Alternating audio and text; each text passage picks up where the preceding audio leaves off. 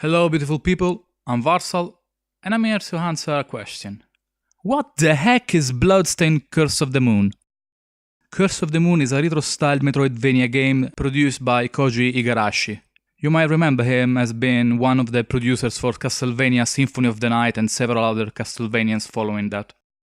Curse of the Moon was also a stretch goal for the successful Kickstarter campaign for Bloodstained Ritual of the Night. So, let's start from the basics. The PC port has a few issues. There are a few problems with keyboard remapping. Although it provides full remapping ability, it doesn't quite allow you to fully remap your keyboard.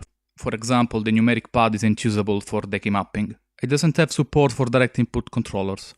So if you don't have any controllers compatible with X-input, you might have some trouble. Although there are tools like X360 CE which allow you to remap direct input to X-input controllers. There is also full remapping for the controller inputs, so that's a nice bonus.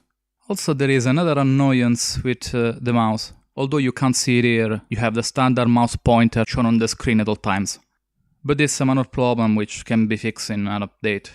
So let's talk a bit about the game itself. How does it play? In my opinion, it plays great. I saw people referring to it as Castlevania 3. It has a graphical art style very similar to Castlevania and Castlevania 2. Also shares some commonalities with similar Castlevania 2D games, like hidden objects inside the wall, multiple paths, or secret passages. You start this game as a demon slayer, who is set to eradicate the evil demon that sits atop the tower. And in doing so, you will find several companions that will accompany you in your journey, all moved by different motives. Each character has a standard attack and 1 to 3 special moves, which can be performed with a resource akin to mana, which in Curse of the Moon are called weapon points. Weapon points are shared across all the characters that you can hot swap during the game at any time, provided that they're still alive. If any character loses every hit point, that character will be considered killed.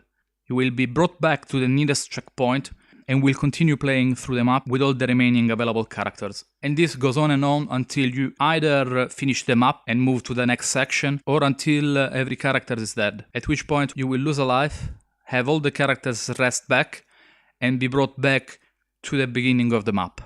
At the end of each map you will find a boss, each with its own unique abilities and movesets. The game constantly adds new enemies and mechanics which keep the game fresh. True to its nature, it really has some rage-inducing sections, with its pitfalls and a small dose of one-hit kills, but somehow manages to control all the rage, being very good at what it does. And also in no small part, at least in my opinion, thanks to the very chilling soundtrack. Have a listen.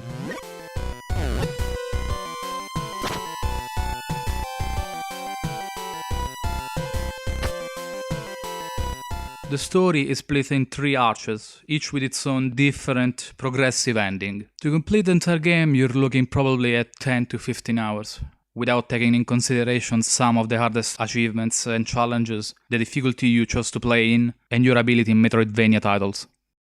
This is all folks. This was Bloodstained Curse of the Moon, available on Steam for $10 or your regional equivalent.